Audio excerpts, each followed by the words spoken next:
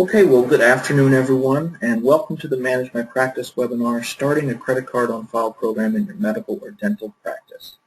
My name is Abraham Whaley, and I just want to start today with a few technical details before the program begins. If you have any questions during the program this afternoon, you can go ahead and type them in the chat box at the bottom of your GoToTraining viewer. To open the box, you just click the plus sign next to the word chat on Windows machines, or the arrow next to the word chat on Apple devices. There's also a pull-down box next to the chat, so you can address questions to the entire audience or just to me if you prefer to remain anonymous. Today's teaching program will run about 70 minutes, and then we'll leave the last 20 minutes for your questions and answers. Our presenter today is Mary Pat Whaley, a fellow in the American College of Medical Practice Executives and a certified professional coder. Along with her professional experience managing independent and hospital-based clinics and teams, Mary Pat's the co-founder of the Manage My Practice consulting firm. I've been blogging about healthcare management for the past 5 years at managemypractice.com. Good afternoon, Mary Pat. Hi, Abraham. Thanks for the introduction, and hello to everybody who is with us today. This is always my favorite program to present because I feel so passionate about keeping independent physicians viable. And I think credit card on file is one of the best ways you can do that, and one of the only ways that I know of that you can reduce expenses and increase revenue at the same time. So let's look at some of the reasons why you might be interested in establishing credit card on file. And the first one is probably the most obvious one, improving cash flow. Typically, our clients experience a significant increase in cash flow and are cleaning out their AR, are zeroing out the patient portion of their accounts in 35 days or less. We have a client whose patient AR runs at 25 days, which is just amazing. Obviously, this can improve your practice liquidity, stabilize your finances, and protect your practice against the 90-day grace period that we know we have for exchange plans. Certainly the good news that I read today was that something like 80% or more of the people who have signed up for exchange plans have actually paid their premiums. So that's the good news, but if you did not know, there is a potential for a patient to receive services for 90 days without actually having to pay their premium. And if they do not pay their premium, services that you have provided will not be paid, or I should say they become the responsibility of the patient, and sometimes it's very hard to chase that money down. So keeping a credit card on file is excellent for this particular situation. Also, we know everybody is dealing with a lot more high deductible plans, and sometimes patients don't understand that first dollar is how their deductible plan works. They think it's more to do with hospital or catastrophic events, and so they don't necessarily know when they come into your practice and receive $200 or $300 or more of services that's on their dime. One of my favorite things about credit card on file is eliminating statements. I don't know of anybody that enjoys the statement process. We know that only about 50% or sometimes less of the people who get a statement actually respond to it, and a lot of people believe that until they get a collection letter they don't really have to pay anything on their bill or respond at all. So you're going to be reducing your collection expense. You're going to be potentially eliminating or at least reducing deposits, and certainly the staff workload in posting payments. If there is a bill of $90 and the patient decides they're going to pay $30 for each of 3 months, that's 3 times the posting resource that you have to use to get that done. If you do offer payment plans, electronic payment plans through credit card on file are ideal. They're set it and forget it plans. They're secure and they're flexible. And if you believe that your patients, or if you have higher dollar services and you want to offer patients electronic payment plans, you can set them up over the phone once you have your credit card on file, or even as somebody who might be seen in the emergency room, or you've not seen them face-to-face yet, you have the ability to set them up over the phone or face-to-face on a payment plan. You're going to eliminate manual patient refunds because you're going to be able to refund any overpayment to the patient via their credit card. This is another area that I don't know many managers that enjoy writing patient refunds. But patients, if I ask a patient to pay at the time of service, then as soon as I realize there's an overpayment, I want to be able to give that back to them. So I recommend that patients are refunded via their credit card within 24 hours of receiving information that you've overcollected. If you're not taking checks because you're doing 100% credit card, you're going to eliminate bounce checks, which are another kind of an endless circle and waste of time and labor. I mentioned reducing or eliminating deposits. We know that now insurance companies are supposed to be sending money via electronic funds transfer. So if you're getting your insurance payments that way and you're getting your patient payments through credit card, unless you choose to keep a change drawer for some reason, you don't really have banking to be done. Faster check-in and check-out. Yes, it does take a little more time initially when you sign someone up for the credit card on file program, because you want to make sure that they understand the program and that they have authorized you to use their credit card for their balances. However, once that credit card is on file, they don't have to bring a credit card or cash or check to their visit, and patients really ultimately like that. They might be a little concerned or a little confused initially, but once they get used to it, they really like it. If you want to send them receipts via email, you can do that directly through the credit card on file program, which saves time and expense.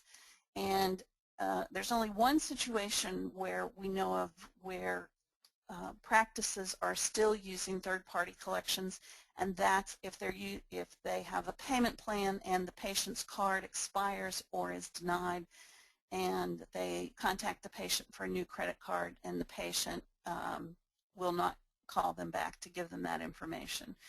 So that's another kind of a runaround that most practices do not enjoy, is turning patients over to third-party collections. Some groups will stay on credit card on file, will continue to use a cash drawer if they are seeing Medicaid patients.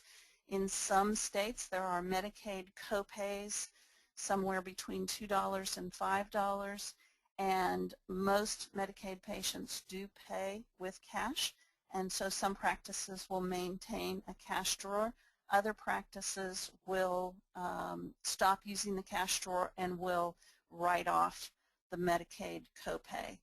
One of the things you're going to find about credit card on file is that it's extremely flexible and customizable to your practice.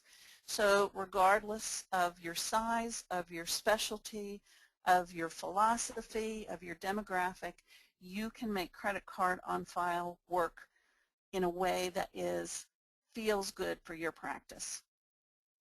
I'd like to tell you a little bit about a practice that we worked with, actually we still work with, that came to us several years ago. This was an independent solo internist, and they were going down the tubes. This practice was going down the tubes really fast, and they were considering closing their doors. They had gotten my name from somebody else and had called and said, we really don't understand what's going on, but we're getting less and less money every month, and we don't know what to do about it.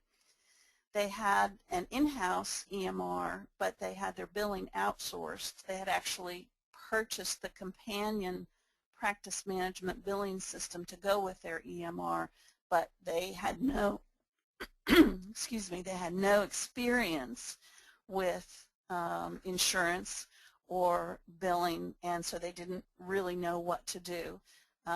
Their back-end collections were failing, and they had very poor time of service collections. They were depositing usually only $200 to $600 a week. The physician's spouse is the manager, very, very smart lady, and had been in business and had left business to manage her husband's practice, but had no healthcare experience. And so she really wanted to try to manage this practice and to do the billing herself. But we were very concerned about bringing the billing in-house, number one, because there was nobody in the practice that had insurance experience. And I told her it is very typical when you move from a billing company to in-house, or when you move from in-house to a billing company, or change your billing system, kind of any major change in billing, you have the potential to kind of have a trough where you have a lack of money coming in for a while.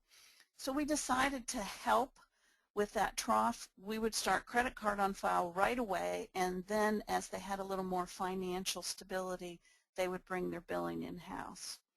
We started with them by contracting their current credit card processor and found out they did have a payment gateway, which I'll be telling you more about. And so we added that piece of software, very small investment, actually no real investment at all, and added just a small, about a nickel a transaction to add the payment gateway. The manager met with her staff, and she introduced them to credit card on file and to insurance billing overall by explaining their own insurance plan.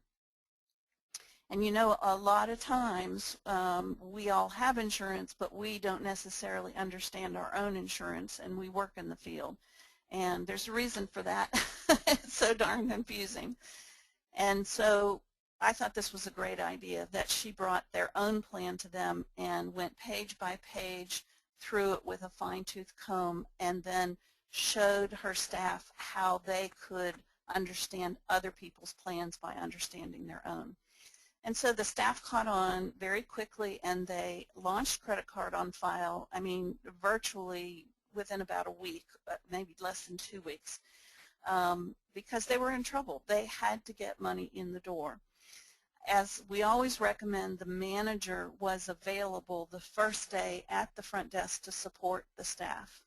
Anytime you're going to change something at the front desk that has to do with collecting money, your staff are going to be uncertain and possibly very concerned about the change, because they're the ones that are on the front lines. So I always recommend the manager, the financial counselor, the billing person is there at the front desk for, could be the first week or just the first couple days.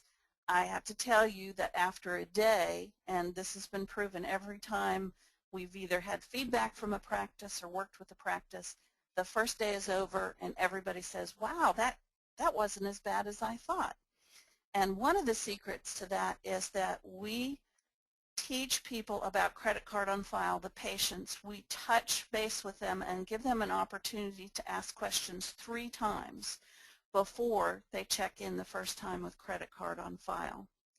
And that's because the receptionist is not supposed to be the deep dive educator. If there's a patient that comes that says, I didn't understand, or I don't have a credit card, that manager is there to take that person off the front desk and sit down with them and go over the program again.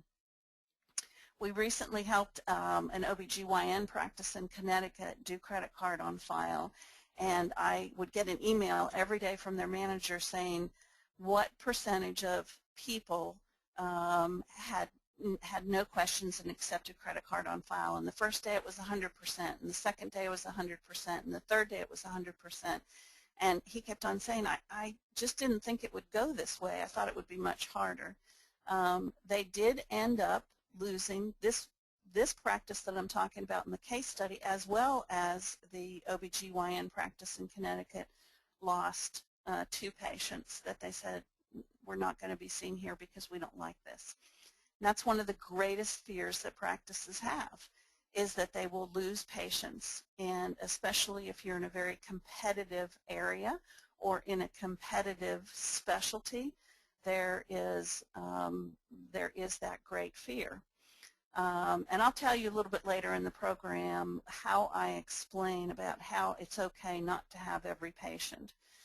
But in this particular case, 2 patients decided to leave the practice, and when they looked at, these were not brand new patients, these were established patients, and when they looked at their patient ledgers or their accounts, they found that these patients had been problem payers.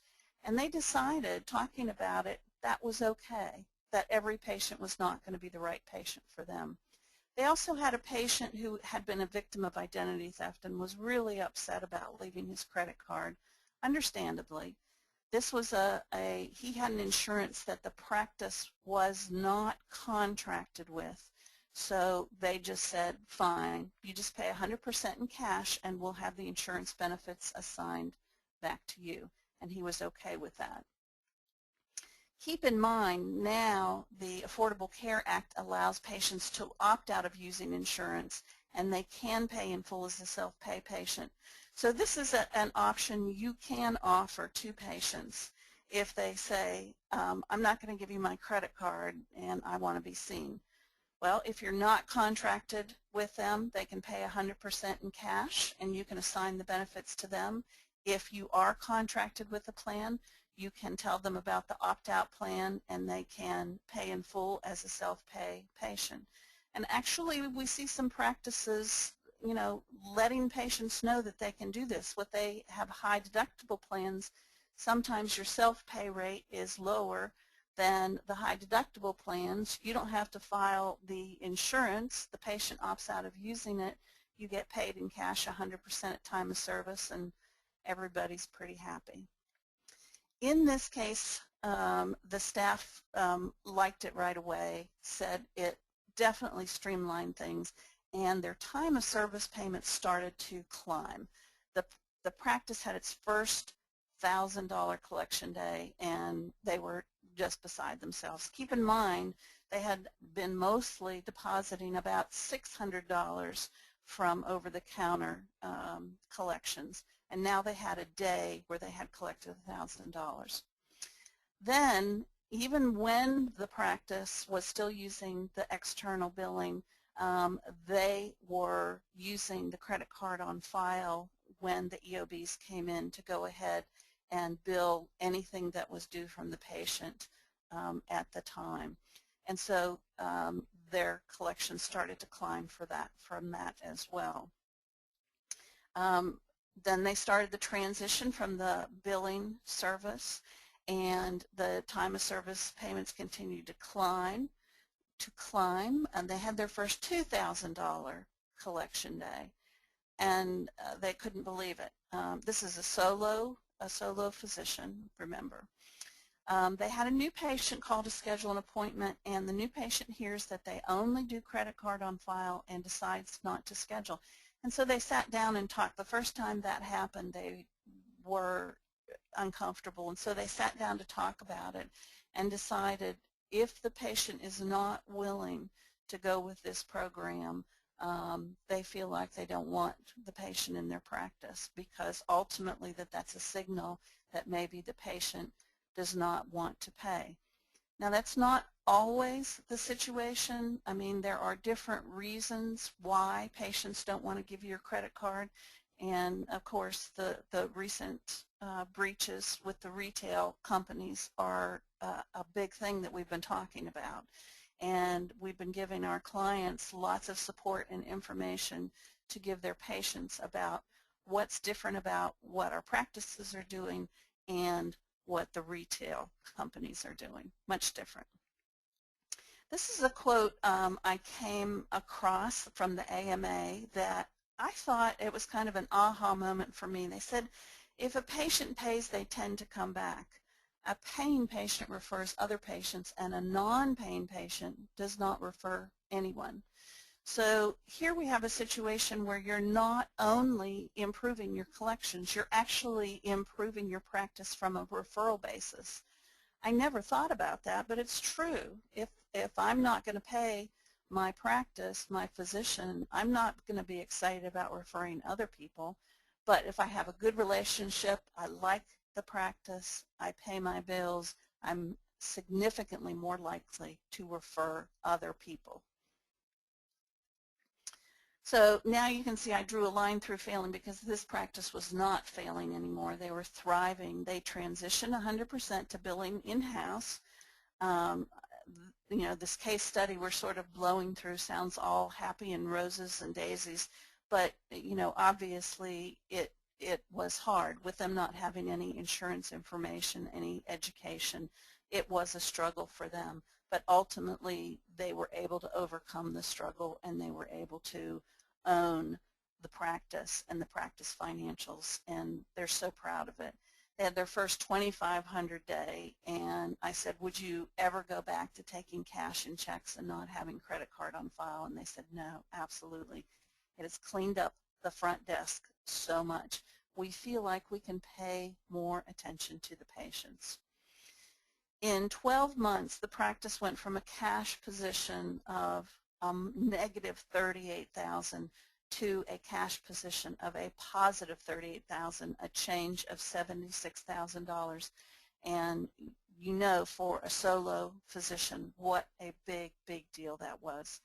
And then this past January, in January of 2014, when all the new plans hit, they collected $110,000 in the month of January, and unbelievably, it was split half and half. They received $55,000 from insurance payments and $55,000 from credit card payments. And they said, we know we would never have collected $110,000 if we had not been on credit card on file. So they are very happy campers, and we have lots of very nice references for practices who would be glad to talk to you if you want to talk to them about credit card on file and find out what was your experience and how did it work for you. So let's get a little bit more into the nuts and bolts. I talked about payment gateway, and a payment gateway is a piece of software that encrypts the credit card information and holds onto it in a secure off-site server.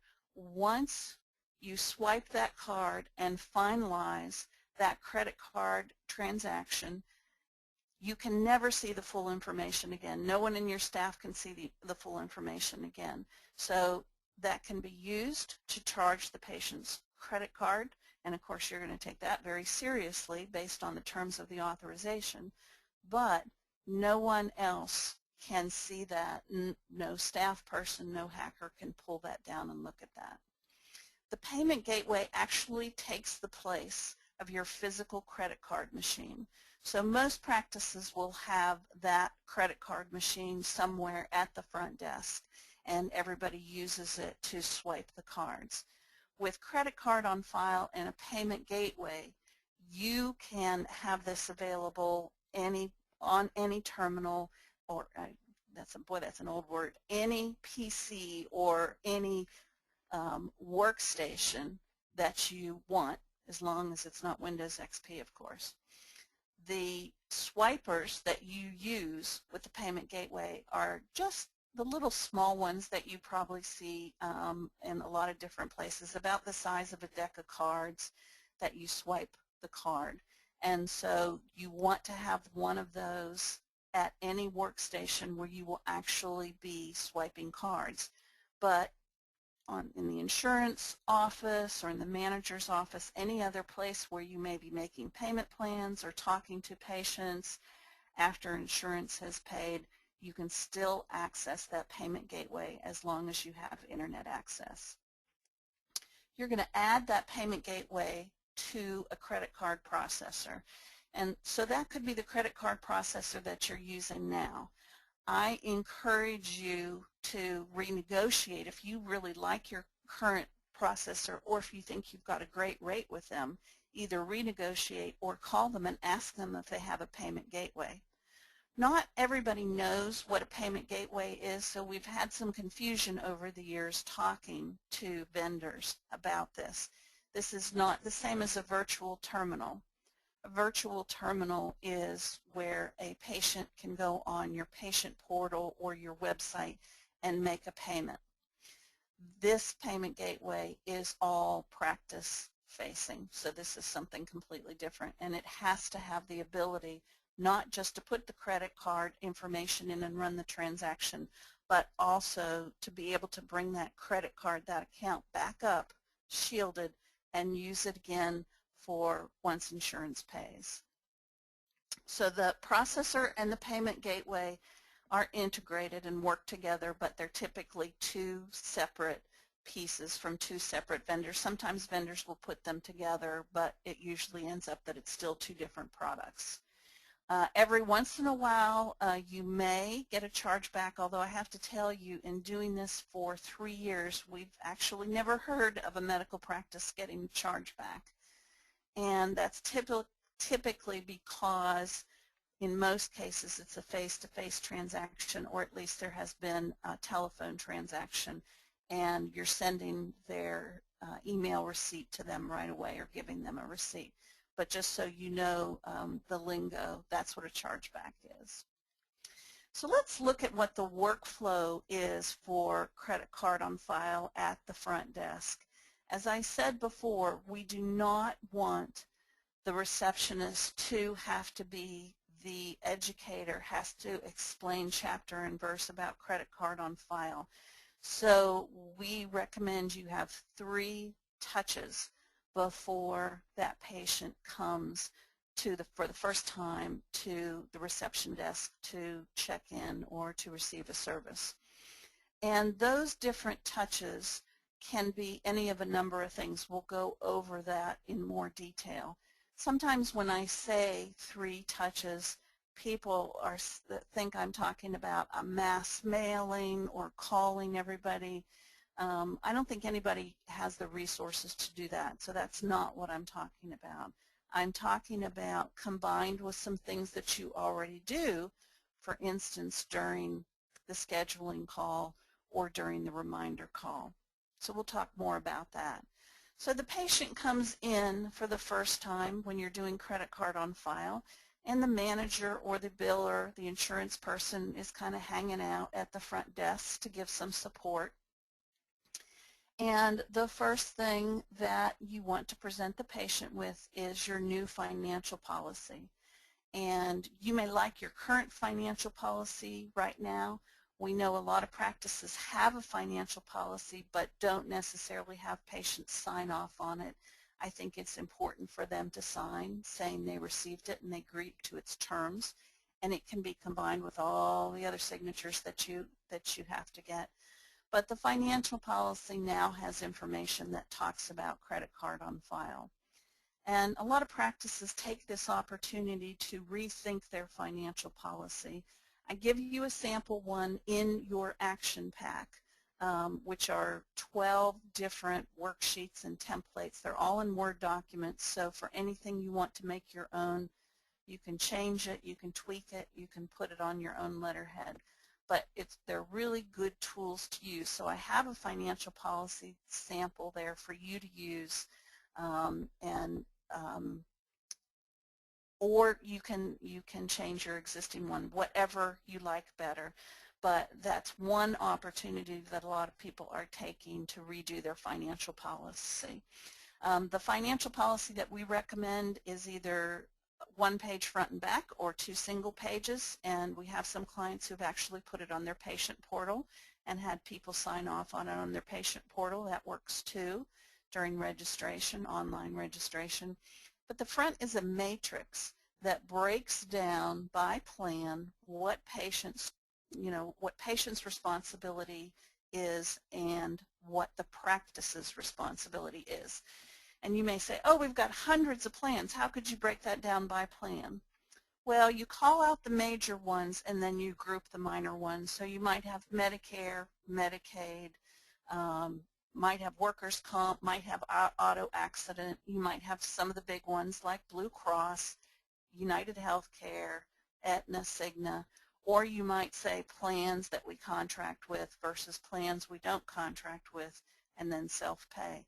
What's nice about this matrix is that people they only have to pay attention to the piece that you circle or star for them. For instance, if I have United Healthcare and I come in, you would show me the financial policy and circle the part of the matrix that talks about United Healthcare and say, So Mrs. Whaley, you have United Healthcare, and as you can see, we do collect credit card on file for commercial plans. We do expect payment of your copay, your coinsurance, or any deductible at time of service, and we will file that insurance for you. And at the time that the insurance pays, we'll charge any balance that you owe personally to your credit card. And then on the back or the second page, it talks about any no-show fees, forms fees, anything that has to do with going to collections. You can have your notice of privacy practices signed, your assignment of benefits, all that kind of stuff is under one signature on the back or the second page of the form. That sounds like a lot, but we do have some practices. I love to have practices talk patients through it, not just give them a clipboard and say read and sign, because I think you get such a better result when you talk somebody through the financial policy, even if you're going to just take a couple minutes and then have them sit down and read it, you know, slowly on their own. Sometimes because we're in such a rush to get the patient back to the doc and get them on their way, we skip over some of the really important stuff with our patients. So I love when people take time to go over the financial policy. Then we have a second form that's the credit card on file authorization. You could put that in with your financial policy, but we suggest that you have it as a separate sheet, not a lot of words on it. I give you an example of that as well, because this is really your main document that is going to enforce your ability to use the patient's credit card for any balance after insurance pays. So very simply worded, but it does say that the practice has a cap. In other words, they will not charge the credit card after insurance pays above a certain cap without calling the patient as a courtesy. And we know that practices set their credit card cap anywhere from $50 to $175. Those are kind of the low end and the high end that we know about. This is not what you're collecting at time of service. This is when you're not face-to-face with the patient once the insurance is paid. So you set your cap and you tell the patient, if your balance that you owe is over, let's say $100, we'll give you a courtesy call before we charge your card. And this works really well because when you call that patient and talk to them about we're going to charge $300 on your card today, and then you're quiet, they do have an opportunity to either say, okay, thanks for the call, or to say, oh, I really didn't think it was going to be that much. Could I make payments on that? And then, depending upon your policy, you can say, yes, I'm authorized to break that into 2 payments for you, so I can charge $150 to your card today and $150 in 30 days. And the person calling can set that payment plan up on the phone right there, and it's done. So the patient has signed the financial policy, which encompasses, if you want it to, all the other signatures, has signed the credit card authorization, and then the receptionist will swipe the credit or debit or HSA card, whatever they're using, and hand it back to them. There are a few pieces of information that have to be entered into the payment gateway in addition to swiping the card, and one is your account number or medical record number, the main number that you identify the patient under. You're going to put that in. You're going to confirm the address that the card is attached to, and then if the patient wants an email receipt, you're going to add the patient's email. You can both put the credit card on file and charge the credit card at the same time upon check-in, or you can just put it on file and have the patient pay at checkout. So let's go over exactly how you will develop your program now that you have an idea about how it works at check-in, which is what everybody is anxious about. So of course you're going to get buy-in from your practice stakeholders. Sometimes we have physicians that call us and want to convince their managers. Sometimes we have managers call us and want us to convince their physicians. However it goes, everybody needs to be on the same page. We give you in the action pack a return on investment worksheet that allows you to kind of calculate what you're spending currently with sending statements and turning patient over to collections, that kind of thing, and what you would spend with credit card on file. We are finding that typically with renegotiating of your credit card processing, you can usually get the payment gateway, reduce your credit card processing, and kind of wrap everything into a package and still pay less than you were before. I know you feel like, wow, that sounds too good to be true, but we have searched high and low. We're going to tell you about a vendor that we recommend that's our preferred vendor, but everybody is negotiating on credit cards. If you haven't done it recently, now is a great time to do it, whether you go with credit card on file or not. So you set your timeline, and again, that could be almost immediately as soon as you have the software, or it could be longer. We have seen over the years, I would say when we first started doing this about 3 years ago, people routinely took 90 days to implement a credit card on file program. And that is because they wanted that time to introduce it to their patients in a sort of a gentle kind of a way. 3 years later, we come to today, and most practices are trying to implement the program in about 4 to 5 weeks. They need to get moving on it. They need to get their money coming in, and they feel like a lot of patients have heard about it in other places or other practices are using it. It's not quite as unusual as it was 3 years ago. You're going to choose your credit card processor and your payment gateway, and I give you a comparison worksheet, and I also give you a little spreadsheet that I'll show you where you can calculate the total cost of credit card processing. What's really important is to have your arms around the pricing. And it can be very tricky to have your arms around what the total pricing is, and that's typically because of the tiered pricing plans. And I'm going to talk a little bit more about that in a minute.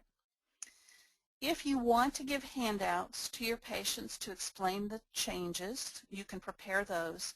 And I've given you 2 sample handouts, one about why your practice is doing credit card on file and not sending statements, and another handout is what is a deductible and what does it mean to me. We also give you a kind of a communication list of all the different ways that you can do the patient touches, the 3 patient touches. And there's probably more than are on the list, but those are the most common ones. So you're going to prepare handouts or ways of communication with patient and get those ready to go. And then you're going to train your staff to be able to answer questions that patients will have and to be confident. And I cannot overemphasize how important confidence is in this whole process. If patients feel like you don't really understand the program, or you're not quite sure about it, or you're expecting them to give you pushback, you can be sure the patient knows that. So the staff has to be confident. And you'll find, like I said, after the first day, they really will gain a lot of confidence. We recommend that you use kind of a role-playing staff meeting to increase staff confidence, where they can take turns asking questions that patients will ask and answering them.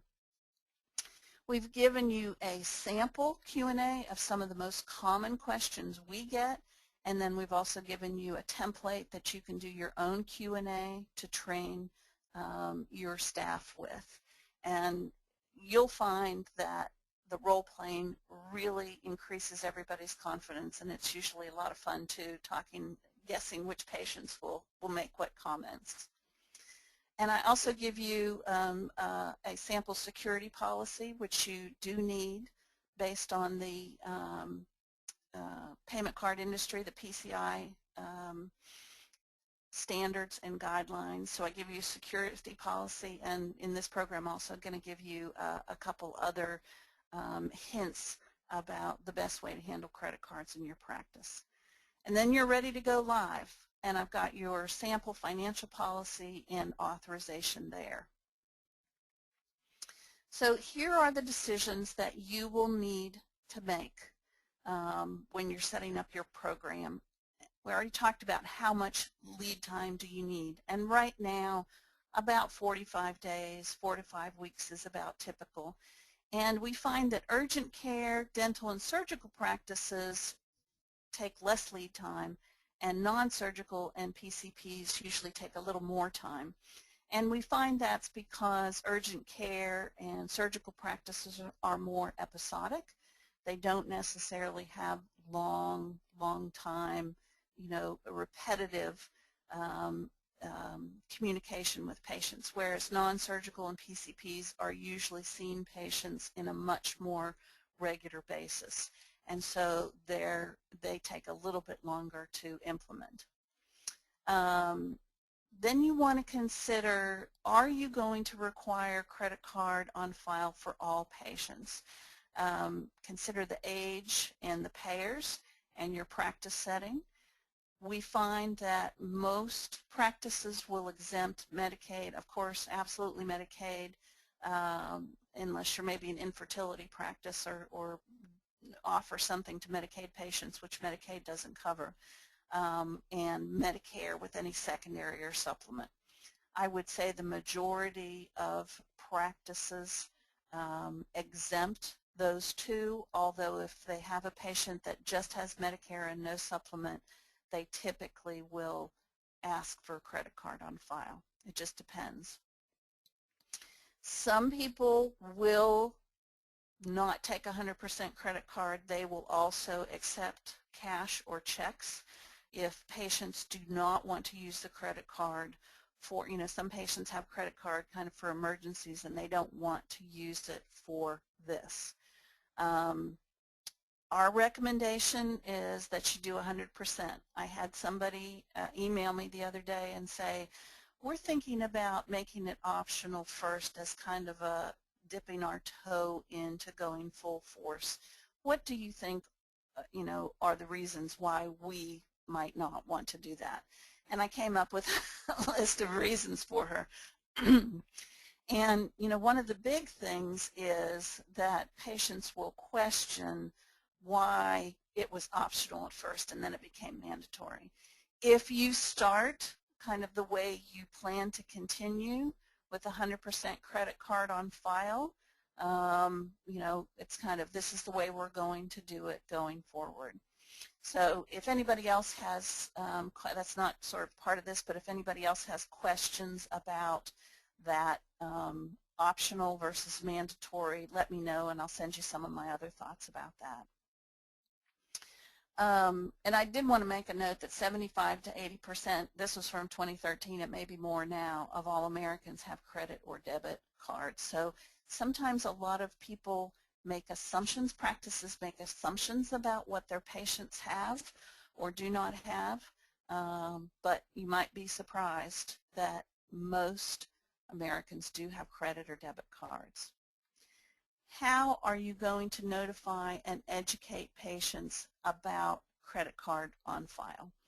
And I already had alluded to the fact that there's two ways that are already pretty well built in to your current system, which is talking to patients at the time they schedule the appointment and talking to patients at the time they're called for a reminder, whether it's manual or whether it is automated. So if you are going to use those two times as two of your three touches, what is the third one going to be? You also would like to make it possible for people to ask questions. Obviously, if it's an automated appointment reminder, you would have to say something like, if you have a question about this program, please call our manager, da-da-da-da-da. So the third one could be you're going to put it on your website, you're going to wrap it into your electronic um, registration. You may want to have signs in the practice. If you're collecting emails right now, you may want to do a blast email, carefully worded, out to your patients. It just depends on what is going to feel comfortable to you. Science tells us that it takes us 3 times of hearing something new to internalize it. That's where that number comes from. You still may have patients come up to the front desk and say, nobody told me, I wasn't prepared, da-da-da-da-da, and that's when the manager or the insurance person will take the patient off of the front desk. And believe it or not, patients really do get used to it very quickly. Are you going to continue with your current processor? Will your current processor renegotiate? Of course, price is very important, but service is very important. And if you're going to look at the payment gateway, which I really recommend you do, you want to make sure that that software seems very user-friendly. We've seen some good ones, and boy, we've seen some bad ones. So that's the processor and the gateway. Make sure to demo the software.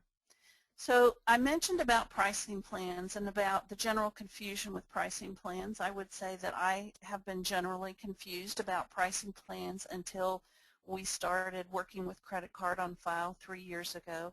And the reason has to do with the tiered pricing, where a vendor will say, so we have qualified, mid-qualified, and non-qualified, these kind of mysterious categories of, so what fits in that? And if you have a current processor that has tiered processing and you want to renegotiate, it's pretty hard to do it and know how you're going to end up, because it has to do with what walks in the door, right? What kind of cards walk in the door. Now, some processors will offer you a fixed rate, which is, boom, it's this no matter what. But you know you're going to pay more. If that makes you feel better, you can go for a fixed rate, but I have to tell you, you're most likely going to pay more. What I recommend, what we recommend is what's called an interchange plus pricing plan. And nobody's very happy when you ask for an interchange plus plan, because it kind of takes a lot of the smoke and mirrors away.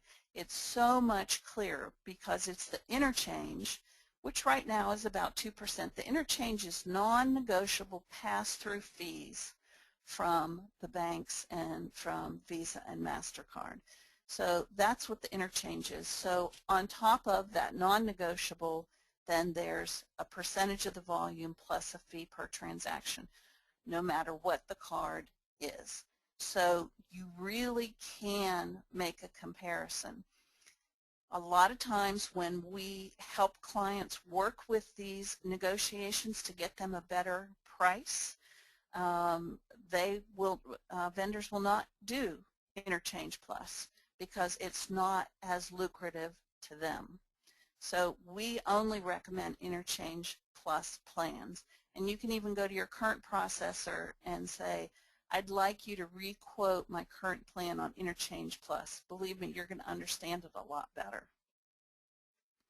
This is kind of how the credit card fees shake out. So my example here, I have that the patient pays $100. I think I mentioned before, gateway costs adds about a nickel per transaction. It might be a little bit more. I haven't seen it any less. And then you have your processor fee, which I have here is 50 cents. And there's your interchange fee that I just told you about, almost $2, $1.95. Unbelievably, the majority of what you're paying in processing has to do with something that's totally non-negotiable. It's that interchange. And that's what makes it, I think, very confusing. So your bank account gets $100, but the net payment really, because you're going to have to pay your merchant services bill, your net payment is $97.50. So the effective rate of this particular example is 2.50%. Now, we have seen plans that are lower than 2.50%. Things have been coming down. When we first started, 2.50% was good, but we've seen them slowly come down. We've seen some with 2.3, and we've also seen some as low as 2.1. Part of that has to do with if you accept Discover and American Express. Here is the little worksheet that I give you in the action pack that has you write down all the fees associated with the processor and the gateway. I actually talked to a processor today that was going to charge for the gateway 25 cents a transaction plus a monthly fee of 40 bucks. And I just was very confused. Where did you get that from? I don't know. Very confusing. This was in addition to the other fees, the interchange fees and the processing fees. So when it comes down to a monthly fee, that's something totally different than a statement fee, which I also have listed. Statement fees, or sometimes they call it administrative fees or account fees, are usually $10 a month or less. Sometimes you will also have a PCI fee, which is that payment card industry fee, and that includes breach insurance. If someone is charging you a PCI fee on your credit card, ask them what that includes. And that is usually less than $10 a month. Sometimes they'll have you pay it annually, and it's usually about $100 a year. And then any other fees that come along. Basis points are just a different way, a different terminology for a fee that is per $100 as opposed to a percentage of the total or per transaction. So I do like the plans that charge basis fees per $100 and per transaction fee. So everything above that line that says total negotiable fees, everything above that is something that you can talk to the vendor about with your processor and your gateway. Then we have the interchange, and I just put 2% there. It changes a couple times a year, but I believe it's hovering around 1.95% right now, non-negotiable. It should be the same no matter who you go to. And then that's the total of all fees. So to get a down and dirty effective rate, you're going to take your volume, let's say 20,000 a month, because that's about what a typical solo primary care medicine subspecialty physician does, who doesn't do a lot of procedures. 20,000 per provider, and then generally for surgeons it's more like 30 to 40,000 per provider in transactions. So what I'm saying is your transactions are going to jump up significantly when you do credit card on file. So it's very easy to take your fees and your volume and do the calculation, do the division to say, oh, once we take into account all these other fees, we're actually paying 3.3%. We don't want you there. We want you closer to 2.5% all in. Here's just a little template for as you talk to processors and gateways to talk about a contract. I do not recommend a contract. I find banks are the ones that typically want to tie you into long-term contracts, 3 or 4 years. You will have to sign an agreement, but you should be able to get out in 30 days. So sometimes people confuse between contract and agreement. I would say stay away from anything that you cannot get out of in 30 days and anything that has a termination or a cancellation penalty for leaving them. How soon is your money deposited into your account? Typically 48 hours or less. We don't want any longer than 48 hours. Sometimes people will tell you rates are not guaranteed not to go up for a period. This is kind of fuzzy because, you know, right now we're in a period of seeing rates coming down, so people aren't talking about that a lot.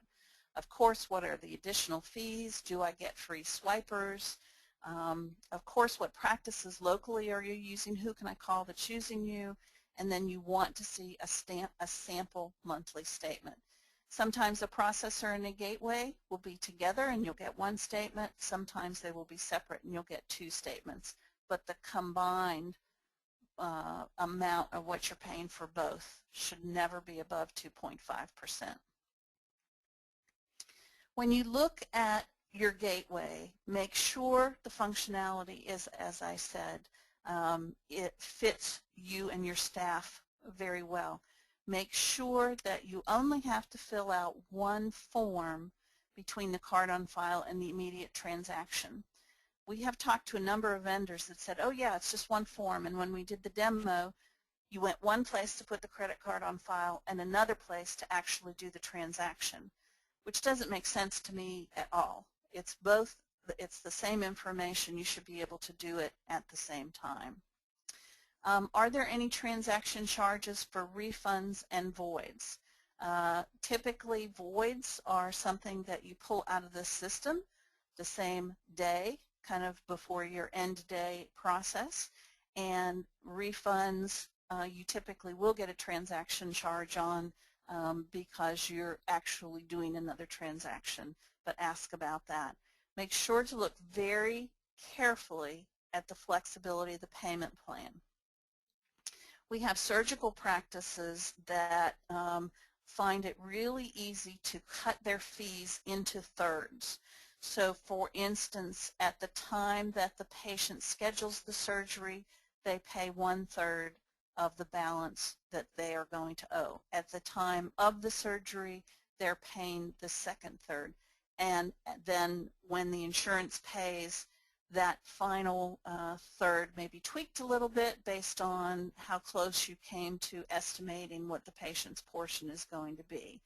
So if you are a surgical practice and you like to do it a third, a third, a third, that's one way that you, or that's something you want to look at is how can you do a third, a third, a third?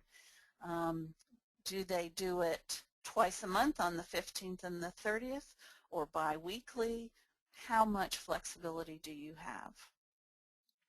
We've also seen some products that will let you actually document cash and checks in the system.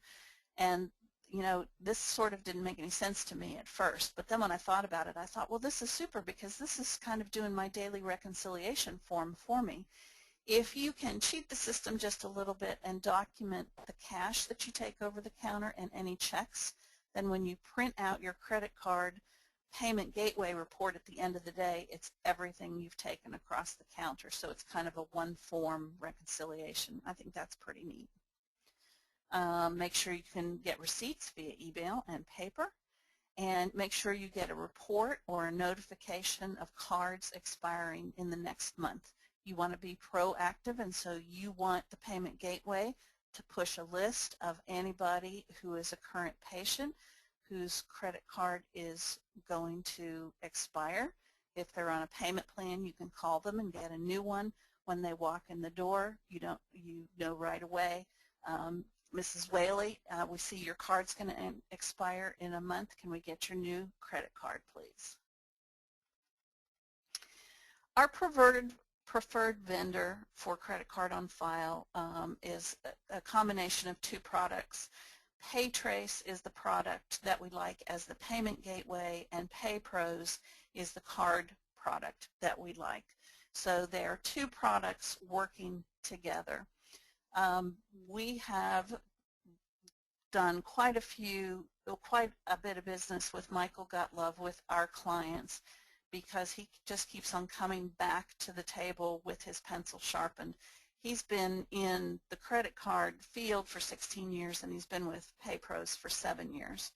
So when you work with Michael, he'll ask you for the last month or two of your merchant statements, and he will do a side-by-side quote comparison to your current processor with the Interchange Plus plan that I told you about. And because we have asked Michael to be a preferred vendor, we've asked him to waive the setup fee as long as practices have 10,000 a month or more in transactions, and like I said, we don't know of anybody that's not doing 20 with credit card on file. So you're going to save the setup fee, and he's also agreed to give you up to 2 free swipers. So Michael's information is here on this slide, and Michael usually joins us for these. I'm not sure if he is, I see him on the line. So if you have questions that you're going to put in the chat box and you want to ask Michael anything, Michael is on the line and will be glad to answer any questions about PayTrace and PayPros. Here's a sample timeline that I talked about, that kind of average 5-week go live with credit card on file. Week 1, you're doing the introduction and the buy-in to your physicians, your staff, your managers. Week 2, you're choosing your products. Week 3, you're developing your handouts. Week 4, you're training your staff, and your staff is also being trained on the payment gateway. And then in week 5, you're ready to go live. So here's what I mentioned about a couple things for security to go along with the security policy in your action pack that you got, or that you, if you haven't downloaded it yet, that you will be downloading here shortly. The PCI, we just kind of call it PCI. It's really PCI DSS. It's the goals and security controls that keep payment card data safe from exploitation. So one of the questions that we get a lot is people say, oh, well, it's illegal to keep credit card information on file. That's illegal, don't you know that? Well, if you're going to do it manually, if you're going to take copies of patients' cards or have them fill out forms and keep those in a file on your desk, yes, that is illegal. If you're using a payment gateway and keeping patients' information encrypted in a secure third-party off-site server, it is absolutely compliant with PCI. As a matter of fact, it's as compliant as you can get. In addition to that, you want to make sure not to accept credit card information via email, text messaging, instant messaging, or chat. We recommend you only accept credit card information via phone, telephone. And we also recommend that just the person that's going to put that credit card information into the payment gateway actually take that call, if at all possible. Because here's a couple reasons. One reason is you're going to have to write it down to give it to that person, and you have to make sure that that information is shredded or destroyed. Number 2 is if the person on the phone, the patient, gave the information wrong, or if the person taking the information wrote it down wrong, then there's another call if that card doesn't go through. So if the person who's going to put the credit card information into the payment gateway, and I'm talking about separate from the check-in situation, I'm talking about, you know, if you called somebody for a new card or something like that, that card's going to be authorized right away. So as soon as you put that information into the payment gateway, it's going to tell you right away if that card is good or not. So if it's not good, you have the patient on the phone to say, I maybe didn't type that in right. Let's go over that information again because this is not saying this is valid. So saves time, saves energy. And another reminder to train all staff on security and have them sign off on the security policy. I mentioned this before, and I hope everybody knows this. Windows XP is no longer supported, so if you are still using it in your practice and you are accessing the internet with the payment gateway on a Windows XP machine, you are not in compliance. So keep in mind, I know some people are still using Windows XP. It is not going to be compliant, and you know you're going to be dinged because you are going to have to make sure that you are keeping that credit card information safe, and with Windows XP you will not be. In addition, if you are using any kind of a wireless system when you're doing the payment gateway on the web, let's just say you're using a laptop at the front desk or even a desktop and you're using wireless instead of hard wired into the internet, you will have to have an extra firewall to make sure that that credit card information is not exposed through the wireless system. I thought I had more to say, and look at that. I actually ended at 4:05, 5 minutes ahead. I thought I talked longer than I usually did, but hopefully that means there's lots of time for questions, and I hope you have put some questions in the box. Abraham, do we have any questions? We do have some great questions in the box. Before we get started on those, I just want to remind everybody there's a couple of places that you can grab your materials for today's class from. The first place is actually right here on your Go to Training viewer. One of the tabs that's actually right near the chat tab where you can enter your questions is just labeled Materials. And if you follow the link in that tab, that'll take you to our box page where you can download both the slide deck from today's program and the action pack that Mary Pat mentioned. Another place you can grab the materials is from the emails that you receive from Go to Training, either the ones that you received after registering or the reminder emails. We'll also have a link to the materials page where you can grab them. And then a third place is you'll actually be getting another email about an hour after we finish the program today. So in case anybody hadn't already grabbed the slides or wanted to grab them while we were doing the question and answer session, you can go ahead and grab them from those places. I also wanted to say that I also wanted to say that a few minutes after you close the Go to Training viewer today to end the program, we will have a brief evaluation form. It's only 5 questions. It's multiple choice, and it's really just trying to find out how we did and if there's any other topics or other parts of the program that you would like to see more heavily covered. And of course, the last thing I'd say is that as we go to the Q&A session, if you have to leave early or if you end the webinar today and just that's the exact moment that you think of something, please don't hesitate to reach out with us. We'd love to hear from you if you have further questions about how it can be implemented in your particular practice. We'd love for you to email or call us and get in touch with us, because just because the program ends doesn't mean that we're not open to answering your questions or fielding your concerns. So the first question I got was just about sort of surgery in general. I know the finances of surgery can be a little different than the finances of a practice that's mostly just seeing patients and not doing procedures. How would you say the credit card on file program sort of works specifically in a surgical environment? Well, in a surgery practice, the patient is usually meeting with someone. Sometimes they're called benefits person. Sometimes there's a combination scheduling person who also does the benefits. There is usually somebody in the practice that is going to, when they find out what it is what type of surgery the patient is going to have, that they're going to check with the patient's insurance and find out what the terms of their insurance is and what the patient's personal balance is going to be. For some practices that have a limited number of different surgeries that they do, that may be something that can be handled pretty easily when the patient is in the office. If there are, spine surgery is a good one where there's all kinds of things going on.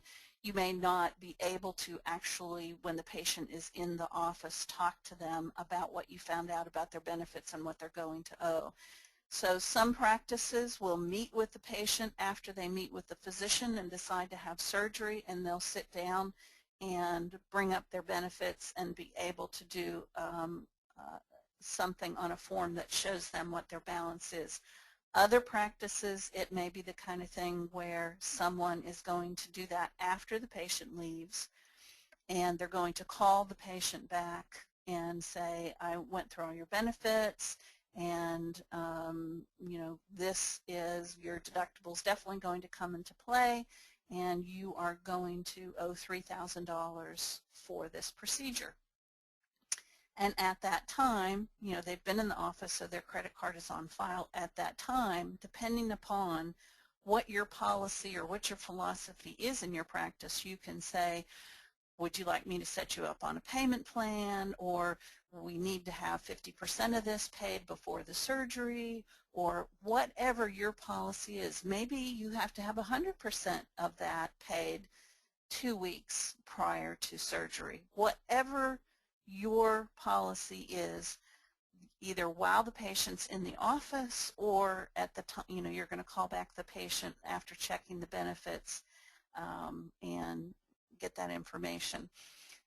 Again, it depends on what the resources the practice has, how many different procedures the practice does, and how automated the benefits information is. If you have easy, fast access to benefits information and you can find out quickly what the patient's deductible is, so on and so forth, you may be able to put together a little estimate at the time the patient's there. In other cases, it may be an after the fact where you're going to contact the patient and talk to them. So that's the main difference, is that with those big ticket items, there's more background work that has to be done. And so it can't always be done when the patient's in the practice. However, that authorization form covers any patient responsible balance for the credit card. It's just a matter of making the arrangements that are going to work for you and work for the patient. Does that answer that question, Abraham? Yeah, definitely. I think, we talked about how every practice is different, and that actually leads right into my next question. In terms of, the sort of patient panel makeup, we're talking about Medicaid patients and how your practice may or may not decide just to write off the co-pays, and it's going to be sort of different in every state. What are some other examples of some sort of exceptions? We definitely suggest 100% credit card on file for the practice, but are there other types of patients that you think are good fits for maybe exceptions from that in terms of Medicare or secondary payers or even health savings account holders? Well, let's talk first about Medicaid. We have a practice in Texas that is getting set up right now. It's pediatric endocrinology. And like most pediatric practices, and especially a specialty practice in rural Texas, they're expecting to be 80% Medicaid. But even though they're going to be 80% Medicaid, they're still going to use credit card on file for their other 20% because they feel so strongly that this is an important financial step for their practice.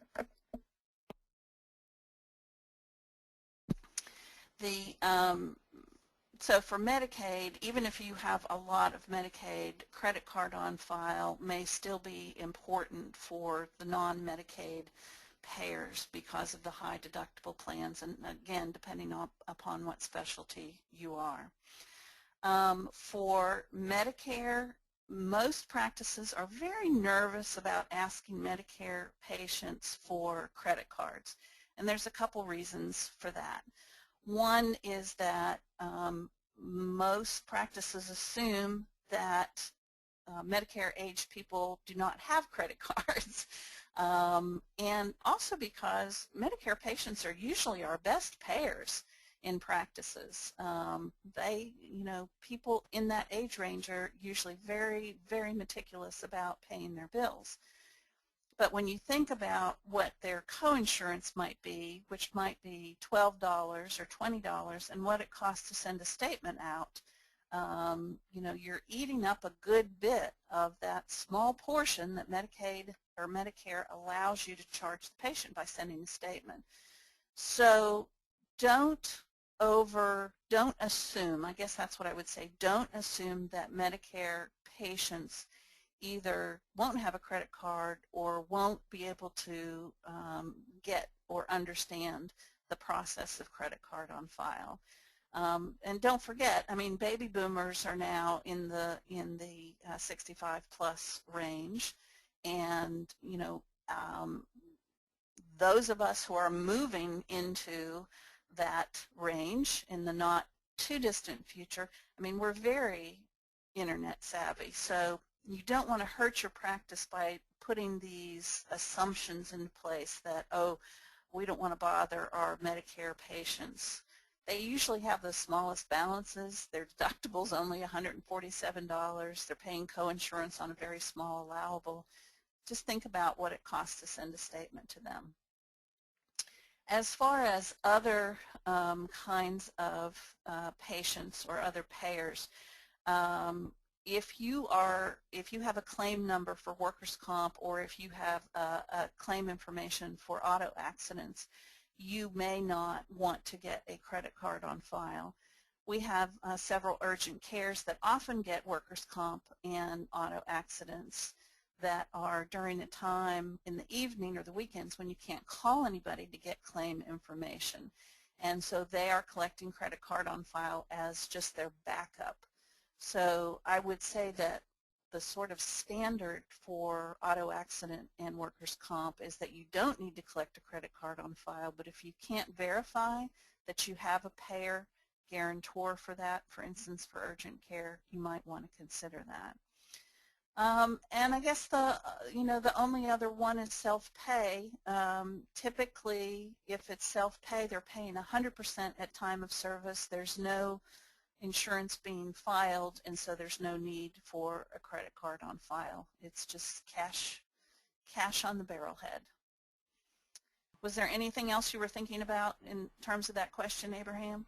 I think that was a pretty comprehensive guide to the sort of ecological makings of the various payers there, so I think that's pretty good. So the next thing that I wanted to ask you about was sort of the elephant in the room.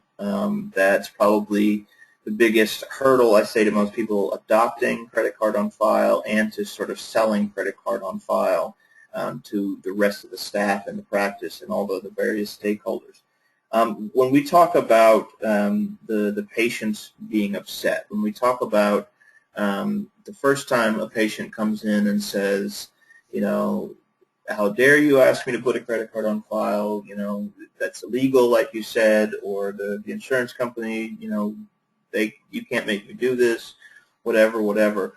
Can you sort of take us through some of the mechanics of those first couple of things, even though we know that they're not nearly as common as we think, and even though we've got, you know, a manager or a person from finance in place to sort of take that excess heat if that happens? Can you take us through how we can kind of prepare the staff and anybody else that needs convincing that that's going to be okay?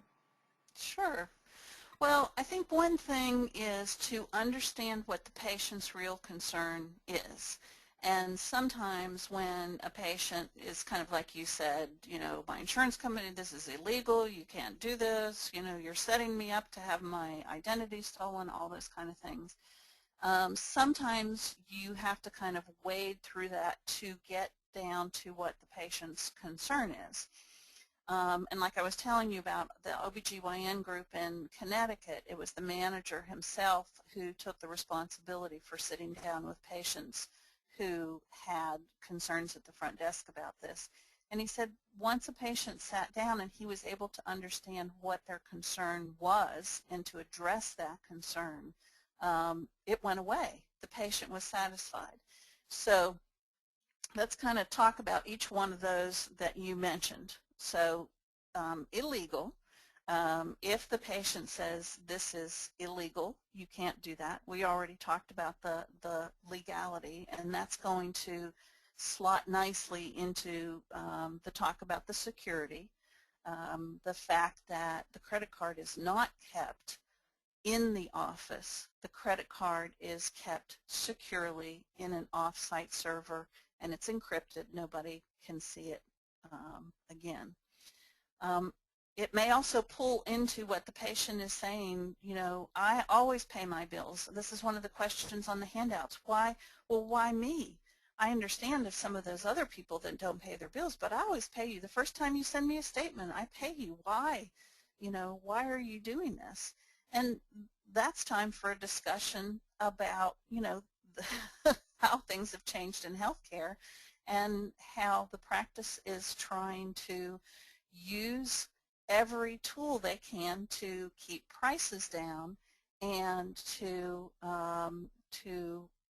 stop some of the waste that's going on in healthcare, and statements cost a lot.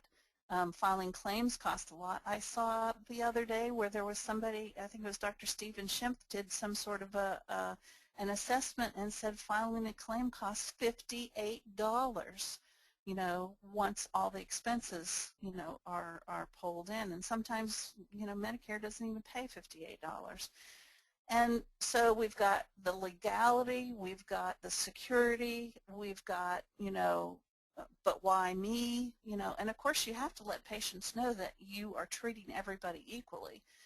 This is kind of one of those things, going back to the person that said, can we make it optional and then make it mandatory? It's a lot easier to treat everybody the same and say this policy is for everybody. Then the other thing that someone may have a concern about and may want to talk more about has to do with, but are you going to just not file my insurance and just charge my card for the whole amount? And of course, reassuring them that that is absolutely not the case. Getting down to what the patient's concern is. Is it giving you the credit card? Is it the stories that they heard about Nordstrom's or Neiman Marcus, I guess it was, and Target? Shame on those people for making everybody else look bad for not doing their due diligence. Just letting them know how seriously you take their credit card information. We're already trained by HIPAA to keep their protected health information secure, and so we should also be trusted to keep their credit card information secure. So it may take someone who has a lot. Oh, I know what the other thing was. There was one other point I was going to make, and that's that my insurance company said you're not allowed to collect any money until they pay. I do suggest that you take a look at your contracts and make sure there isn't any unusual contract language that says you cannot collect before the insurance pays. I think this has been tested in a couple courts, and I think it is, I don't think anybody has upheld the insurance company's right to deprive you of collecting what is due you. So I would check your language, and I would say that using the word estimate is a very good thing. Someone used the word deposit the other day, and I said I wouldn't use the word deposit because some contracts have that word saying you cannot collect a deposit. But I've never seen a contract that says you cannot collect an estimate of what the patient's balance, you know, is. And of course, it has to be an educated estimate. If you are collecting $300 from every patient that walks in the door, no matter what their pay or their situation, you are probably going to get red flagged, and you're probably going to get in trouble. You have to make a good faith effort to collect a true estimate. And if you use credit card on file and you're doing that, you want to close the loop between your insurance people bringing that information back to the front about how much to collect. We have some practices that only collect the copay and do not collect anything else until insurance pays, because they don't feel that they have the technology to really do a good job guessing, estimating what the patient's going to owe. And then we have other practices that collect almost right to the penny exactly what the patient's going to owe and rarely have to charge or refund the card after insurance pays. So it just depends. I know I kind of wandered afield there, but the idea was to answer what's really on the patient's mind about their concern. Instead, they might hit you with a bunch of stuff, but you might find out it's one thing. And when you take the time to sit down and find out what their issue is and answer it, I would say 99.9% of the time you're going to be successful in retaining that patient. All right, well, we've got 5 minutes left till the 90-minute mark. We've answered all the questions from the chat box. Did anybody else have anything they wanted us to ask? I'm trying to think if there's a standard question that we get every time that we can answer, but I don't. I feel like we've covered just about all of them. pretty well. So, all right.